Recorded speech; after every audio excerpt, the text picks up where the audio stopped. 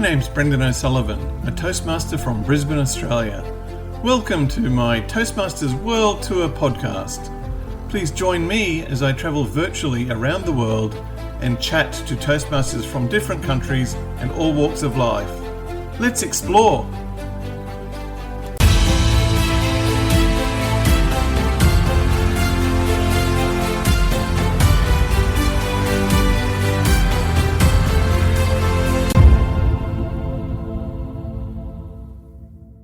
For this episode of Toastmasters World Tour, we travel virtually to Munich, Germany, famous for its Oktoberfest beer festival. So far, in this podcast series, I've chatted to friends or family well known to me to gauge their interest in joining or rejoining Toastmasters. Today, I chat to someone I've never met before, Veniece Tse.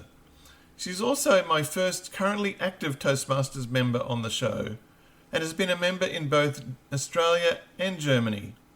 Let's find out if there are any differences. Hi Veniece, welcome to the show. Huan Yin Guan Lin. Thanks for inviting me, Brendan. So good to be here. Could you please tell us a bit about yourself? Yes, so my name is Veniece and I'm currently living in Germany. I've been a Toastmaster for 6 years now, and I can speak English, German, Mandarin, and Cantonese. And that is because I was born in Hong Kong and I grew up in Australia, and now I've been living in Germany for the past 3 years. Oh, wow, that's amazing. So can you tell us why you first joined Toastmasters? I joined Toastmaster back in 2019. At that time, I was working for an international bank in Australia, and I need to deliver a presentation to the CEO. I got up in the boardroom, and when I delivered the presentation, my palms was sweaty, my voice was shaky. I just don't enjoy this moments of presenting at all, and that is why I was searching for a place where I can continue practice presenting to a lot of people, and that is the reason I joined the Toastmaster. I think that's a very common sort of human reaction to the fear of public speaking is one of our greatest fears, isn't it? I've been talking recently to some non-Toastmasters who have been considering joining Toastmasters. And in reflecting back upon my own journey, I realized that before I joined, I had some preconceived notions of what Toastmasters was going to be like. Did you have any preconceived notions before you joined of what it was going to be like? I've done other workshop about presentation before, and it was more like a facilitator going through some lectures note and then giving us a short time to practice. So I thought it would be the same thing, but when I got into the meeting, actually the first meeting was a contest where people were giving really, really professional speeches, and one of them was about eating hamburger in a competition. It was so funny. She was doing all this gesture of grabbing a hamburger and just putting it in her mouth, and how she, her belly was so full, but she won it. And I was thinking to myself, like, who helped her to practice to get to that professional level? And then I found out about their club, and then I noticed that there are 20 people in their club, and they're all giving feedbacks to her. And that is the reason why I joined that club, of the feedback, the positive and learning environment that she's getting, so that she can improve her speech, refine her speech, and get onto the stage for competition. Yeah, that's so cool. My preconceived notion was, I don't know why, but I imagined it being very formal. I thought everyone was going to be in suits and ties, and they were all going to be very serious, and it was all going to be talking very serious issues. And then I researched what my local clubs were, and the club up the road was called Mad Chatters. And I thought, well, there's a good start, because I don't like things being too serious, and I like things being pretty friendly or a bit crazy, a bit different. And then I walked in. Yeah, it was totally not like what I thought it was going to be like. It was way friendlier and way more fun. That was what I would say would exceeded my expectations. Do you think it's lived up to your expectations now that you've had all this experience with Toastmasters? Oh, definitely. When I first started in Toastmaster, all I think about was how to get rid of my nerve.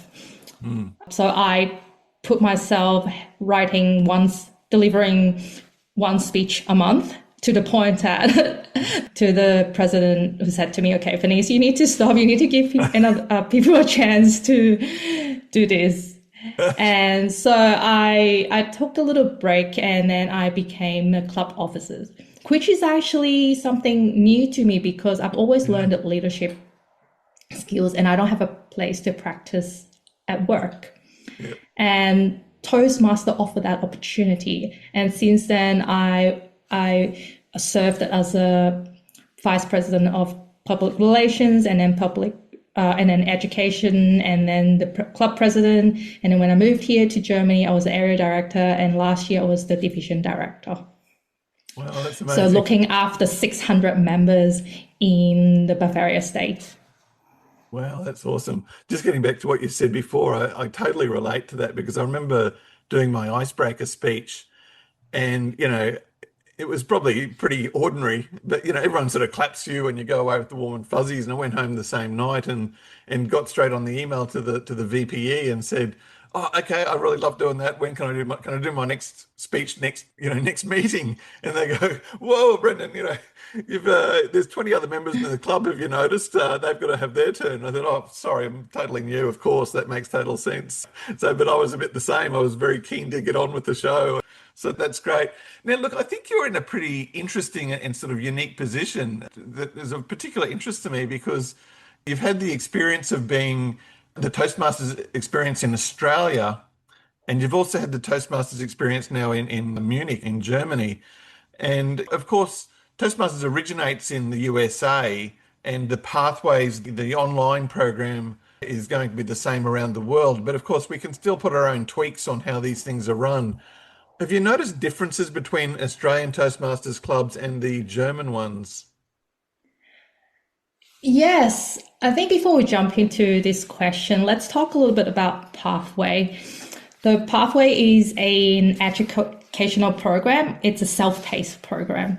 So as a member, you get to select different projects of what you want to do. The first level is it's the foundation of how to presenting a speech. So you get to learn about the structure, learn how to use your body language, vocal variety, and then moving on, you get to do different projects. For example, you can make a podcast, you can host a panel, and then you can also learn more about how to be more tentative to attract your audience. So there's a lot of projects that you can do, and then you give a speech. In Australia, I was more focusing on the first 3 levels, and when I give a speech, I'll get an evaluation from one evaluator each time. Mm-hmm. And when I moved to Germany, they actually have a different method. They also get the members and guests to write a little notes on a piece of paper after listening to the speech. And you'll get to see what they like about your speech and what can be improved. So in this sense, you're not just getting one feedback, but probably 20 feedback or more each time. Fabulous. And I found this approach very interesting, because it's like, where can you get that many feedback? Exactly. Like live, like instantly. Yeah, and it's great. Very important for a speaker to use those feedback and then find a trend. For example, maybe their vocal variety is not that good, their voice is very flat, and then you see that over and over again in those feedback, and then you can say to yourself, this is a task that I'm going to work on, and I'm going to do a speech next time, just focus on that particular part, and do it over and over again until I fix that problem. Yeah, exactly. And are they all in English there, the Toastmasters meetings? Munich is an international city, so not only we have English and German, we also have French club and a Chinese club. Wow. Okay. And you're division director over all those clubs? Yes, I am. It's a very wonderful time to go to different clubs and get to meet those people. And it's one of the reasons why I want to do it. When I moved here, I don't know any German at all.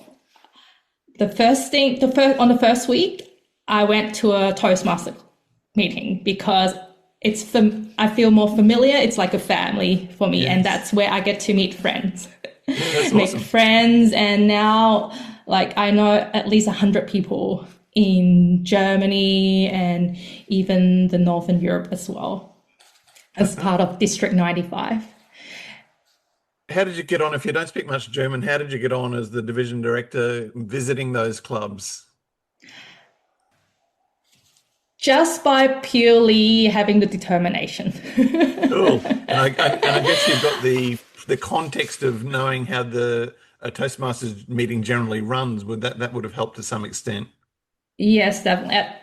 As an area director, we need to visit clubs and see how they're doing. And we need to present a speech. So what I did was I wrote a little speech on a palm card, and because I was already a trained Toastmaster, I know all the body language and how to use my voice to be more encourage more people to engage with me. Yes. So all I need to focus was reading the German with the right pronunciation. I love that. That's awesome. Yeah. And how did that go? Really well. Most of the people here are under the age of 40. They know how to speak English. And that is one of the reasons why they want to join Toastmasters as well. They have a platform for them to practice English with expats. Okay. And so as the people who move to Germany, when they reach a certain level, they can also join the German club and get to mingle with native.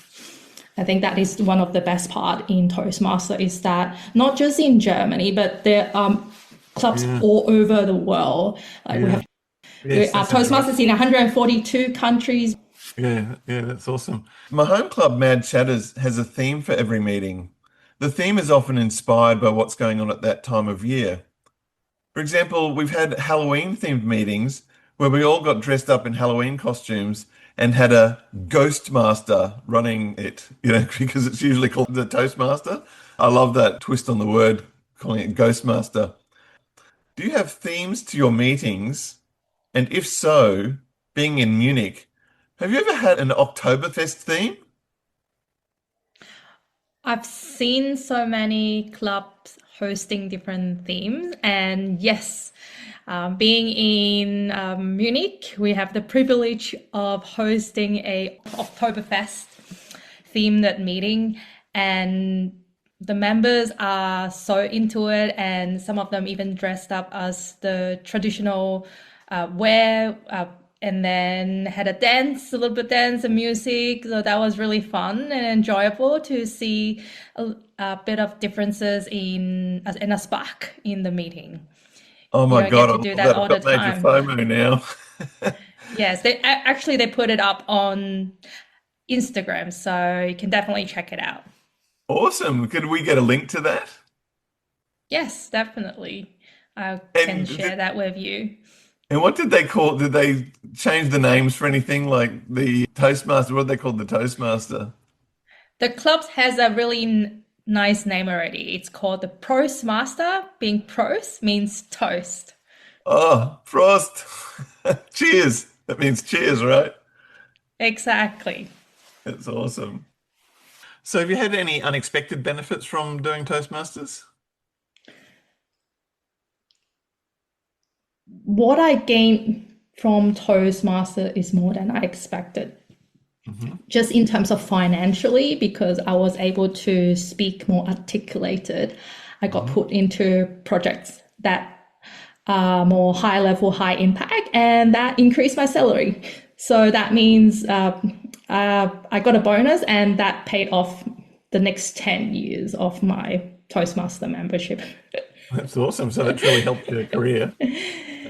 Has it changed you as a person, do you think? I'm definitely more confident, and speaking is one of the essential skills. I think a lot of Asian people know that, or their culture, the way that they've been taught was more about keeping the opinion to themselves. So they don't have a lot of time for them to practice how to speak up and voice the opinion. Right. And unless you're in sales, like people don't really get a chance.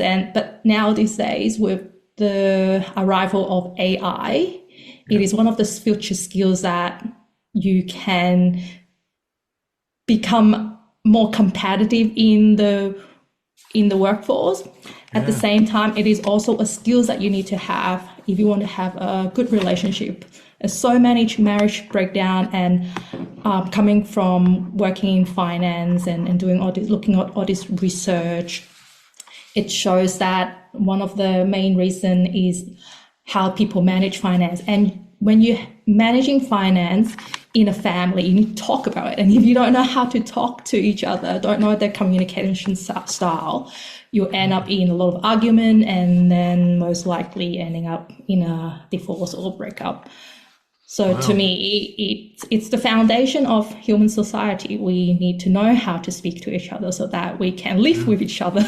Yeah. It's interesting how culture affects these things as well, isn't it? Do you have a favorite Toastmasters moment?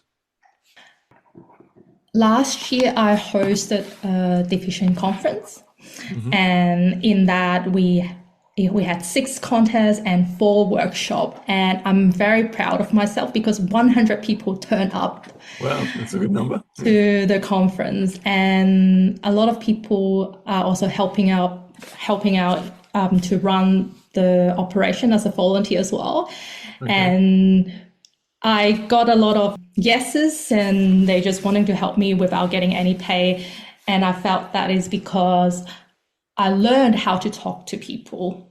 I learned to say, not just ask, can you do this for me? But if you help me become a moderator, you also get to learn the skills to use it for your work, and they'll be more likely to do so.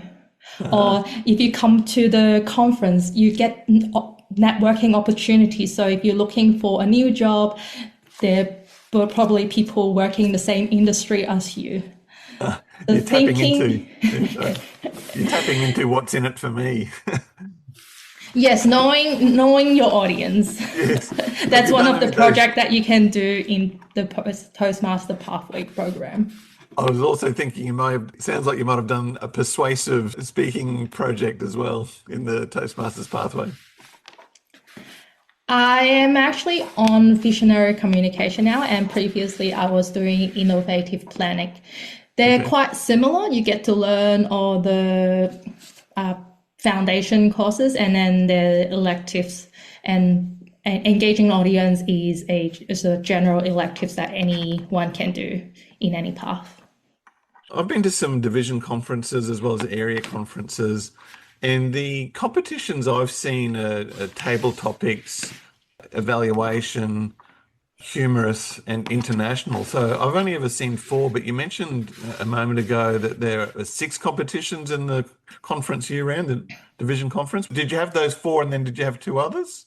It's 6 because it's in both English and German. Of course. We have the international speech contest, which is more like an inspirational speech, and then the table topic, which is for those who are not familiar with Toastmaster, it's improvising speech, impromptu speech. And then you have an evaluation contest where you get to listen to a speech, and then you present a speech of evaluating that speech. So that's 3, and because you need to do it in German and English, that's why I need to manage 6 contests. I got you. That makes sense. Okay, that's cool.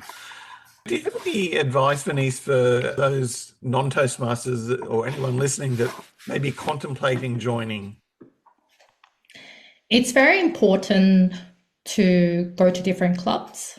and just experience the vibe, because the clubs are run by different members from different backgrounds. The club that I'm in now, it's called the Munich Business Speakers Club, and it's a bilingual club where we can speak in English and German. And I choose this particular club because I want to practice my German, and there are other clubs out there who are more focused on English, and obviously people who want to practice their French can go to the French club. And most of the people here are working professional, but they're also students and also retirees. One of the members in my club, she is 82 years old. No. And she's been doing Toastmaster for many, many, many years. And I got a lot of wisdom and insight from her. That's cool. You mentioned like you have bilingual clubs. How does that work? Is it sort of all in English one week and all in German the next week, or do they mix it up within a meeting? How does it actually work? It depends on the Toastmaster, which is the host of the day. Sometimes they will ask particular members to speak in German, or for the prepared speech, people can do it in English or German, and the education VP can help find an evaluator who actually know the language of the speaker. Okay, so it tends to be mixed up within the meeting. You know, you'll have both in the one meeting. Yes. I'd love that. Exactly. That's amazing. That's fabulous. Has Toastmasters ever inspired you to do anything that you would never have considered before, pushing you out of your comfort zone? A lot of people come to Toastmaster because they have a fear of stage fright. And I think once you get through that stage, you have that fearless mindset. And that encourages you to do a lot of new things. For example, one of the projects in Toastmaster, what you can do is a podcast. And that is the reason I believe why you're doing it. And it's also my reason of trying it out. It's a new format to communicate with people all over the world. Yeah. And it sounds scary, but I applied the same mindset when I first started in Toastmaster. I reach out to different people and say, hey, do you want to try and be a guest speaker on my podcast, or even be a co-host? And through that experience, practicing over and over again, I get a little bit of confidence each time. So I think it is very good to be in Toastmaster, to have that fearless mindset embedded to us, and then in the future we can do things that is basically out of our mind. Yeah. Couldn't agree more. I mean, you know, when I joined Toastmasters, I never had a thought that I was going to do a podcast. And even you went back, you know, in fact, it really only hit me after I did Speechcraft only about a month ago. The thought started to get planted. But here we are. And one of the wonderful things is meeting people like yourself around the world to have a chat and see what's going on in other Toastmasters clubs. Thank you so much for Absolutely. that. I really appreciate it. And I think we're very much on the same page there. What's the name of your podcast? And can you tell me a little bit about it? Yes. I started this podcast because after the conference, I want to be able to share that moment where I get to listen to all these amazing speeches, which is just in a room. And I want to bring those speeches to all over the world where people are inspired by success stories of others. And that is why I created this podcast, which is called Speak Your Way to Success. Speak Your Way to Success. I like that. That sounds fabulous. Could we provide a link in the show notes to that? Would that be okay? Yes, absolutely. It's actually on YouTube now, and hopefully I'll get that on Spotify as well very soon. Awesome. And wishing you all the very best for your podcast as well. Thank you. Fabulous. Thank you so much, Veniece. The other thing I was very interested in, because you're trying to learn a bit of German, you're starting your own German learning app. Is that right? It's an app? Yes, at the moment, I'm working on a solution to my problem. And my problem is I found German is a very hard language to learn as an Sure. English speaker because the words are very similar and I found it confusing. And learning a long time makes it boring and create a lot of Sure. resistance. So I'm thinking, how can I do something fun and I can learn things at the same time? And reflecting back as myself being a singer, I enjoy it so much and I can learn the song very quickly in different languages. I was actually learning some arias, the song from opera, and Right. I learned it very quickly. And for German, it's not. So I'm thinking maybe there's a chance for me to use AI to help me generate a German song. Mm-hmm. And that will allow me to learn phrases for different situations. For example, creating a party. Mm-hmm. Yep. And I felt that there's a gap in the market at the moment. There are songs that are with German words, but they're not the phrases that I wanted to learn in real life. And I want to really put that in the song. So when I listen to it, I can easily remember it and then use it. I love this idea. I learnt Chinese Mandarin several years ago, and I discovered some really great Mandarin songs. There was one of my particular favorites. I'm not sure if you've heard of it. It was by an artist called Fish Liang, called Koshi Busha Ni. Have you heard of that one? Not exactly, but tell me about it, about this Oh, song. it's like a Kushi Ni, as you would understand, means, it's a shame, it's a pity it's not you. So that's the name of the song, and the next line was Pei Wo Dao Zui Ho, which means accompany me to the end. In other words, you're not going to be my life partner. So it's sort of a breakup song. And so, it was interesting. I love that. So I love music as well, and I love that song.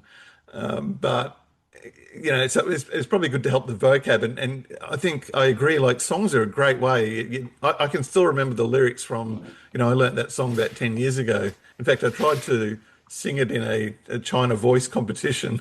Didn't do too well because I can't sing, but it was just an interesting process. I think there was some good vocab to learn there. And so the vocab has stuck with me. But you're quite right. That's not, learning about breaking up. I don't want to learn. That's not exactly, in terms of the whole context. Individual words are helpful, but the whole context, I don't necessarily want to learn that vocab. Oh, sorry, that way of speaking. It's more just a fun song. But to tailor it the way you're trying to do and with AI sounds amazing. And maybe that's something that could also, if you could help me, I've not been very good at rehearsing my speeches. That's been a bit of a stumbling block for me. But if I could make it fun by setting it to music with AI, that might, I mean, I don't like the idea of AI writing my speeches, but once I've written it, if that could be set to music, that would be amazing. Yes, that is a interesting approach to prepare your speech. I've never thought of that. It might work. The AI are very intelligent now. Yeah, yeah. So that sounds like you've got a few projects on the go. You're kicking off your podcast and you're getting this language learning to music using AI. That's great. Have you got any other sort of upcoming Toastmasters plans or projects? Yes, I'm going to join a contest. We're going to have our club contest in February. Wonderful. It's been a while since I participate in a Mm, contest because as a club officer, unfortunately, we are not yes, allowed to do so. yes. Last time my club was very supportive and I got a lot of feedback. So it helped me. I won the area contest and then I also got this first runner up as the division contest. So Well done. hopefully this time I can win the division contest at least. Which of the contests is it that you're going in?